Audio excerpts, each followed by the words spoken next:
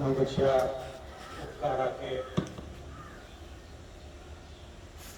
अधीक्षक साहब, तारिक साहब, डॉक्टर साहब, नंदलाल बाबू, तुषार जी और आज ही नियुक्त हुए, आपका नाम?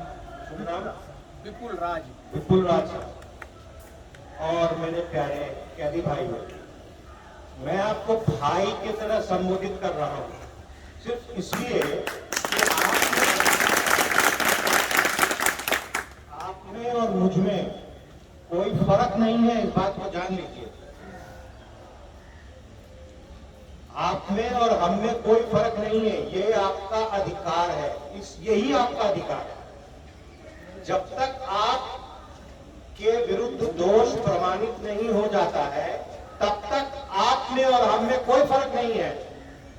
मैं एक न्यायिक पदाधिकारी होने के बावजूद इस बात को कह रहा हूं पूरी जिम्मेदारी के साथ कि जैसा मेरा अधिकार है नागरिक के रूप में, इस देश के नागरिक के रूप में जो सारे अधिकार मुझे प्राप्त हैं, वो सारे अधिकार आपको भी प्राप्त हैं। जो सजा याफ्ता है उनको भी कुछ हद तक कम है, लेकिन जो सजा याफ्ता नहीं है, जिसको सजा नहीं मिली है, बेल नहीं मिला है अभी तक, उनमें और हम मुझ में कोई फर्क नहीं है। अब फर्क जब नहीं है तब अधिकार की बात करते हैं। जैसा कि जेलर महोदय ने कहा, आप सबको एक इस परिसर में सही समय पे न्यायिक बातों से, जितने भी न्यायिक अधिकार जिसको हम लोग कहते हैं, क्या क्या अधिकार है जेल में, आपको क्या क्या अधिकार है? सही खाना मिलना, सही इलाज होना, और अगर कोई व्यक्ति जिसके पास इतना सामर्थ्य नहीं है कि वो अपने मर्जी के मुताबिक, अपनी मर्जी के मुताबिक, अपनी इच्छा के मुताबिक अपने लिए वकील नियुक्त नहीं कर सकता है, उसके लिए नंदलाल बाबू हैं और मैडम हैं। तो आप सभी से मेरा यही कहना है कि निर्भीक होकर अपनी सारी समस्याओं का सीधे जेलर साहब के पास मुखातिब होइए, वहां उनको बताइए अपनी कोई भी समस्याओं के बारे में। और बिहार जाना जाता है बहुत, आप लोगों को मैं कानून की बड़ी बड़ी धाराओं के बारे में क्या बताऊं। एक बहुत ही पुराना केस है बिहार से संदर्भ, हुसैनारा खातून का केस। वो एक अद्भुत केस है अपने आप में। उसमें एक औरत जेल में थी बंद, और जिस जुर्म के लिए वो जेल में बंद थी, उससे ज्यादा जेल में उसका वहां रहना हो गया था। जब मामला सुप्रीम कोर्ट में गया तब लोगों को पता चला कि यहां तो ऐसे कैदी भी हैं कि जितना सजा मिलना चाहिए उससे ज्यादा जेल में रह गए।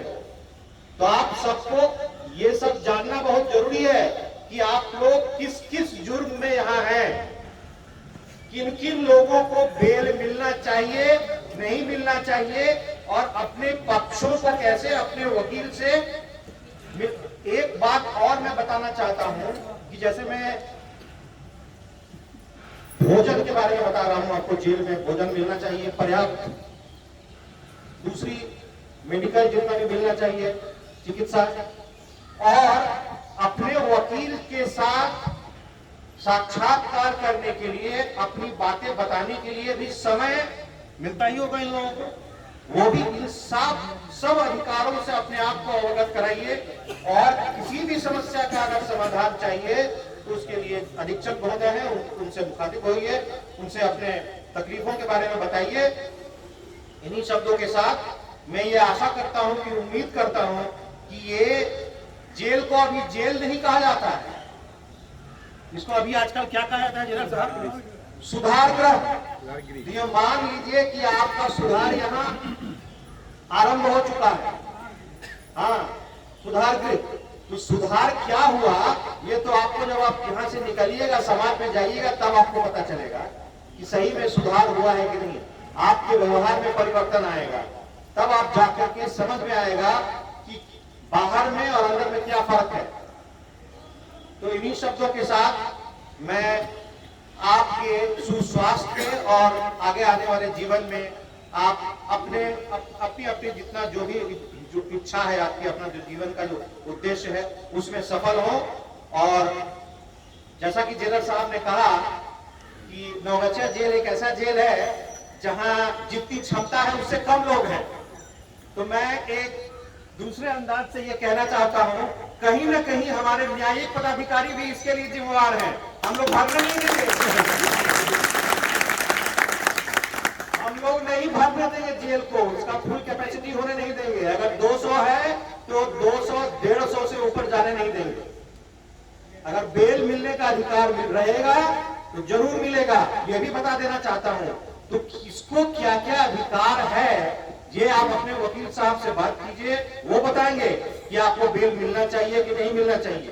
और जहां तक हम लोगों का सवाल है, हम लोग पूरी तरह से अपना ओपन माइंड से, एकदम खुले मन से जहां बेल मिलना होगा वहां देंगे। इन्हीं शब्दों के साथ मैं हम सब जितने भी पदाधिकारी यहाँ मौजूद हैं, आपके आगे जीवन के लिए शुभकामनाएं देता हूं।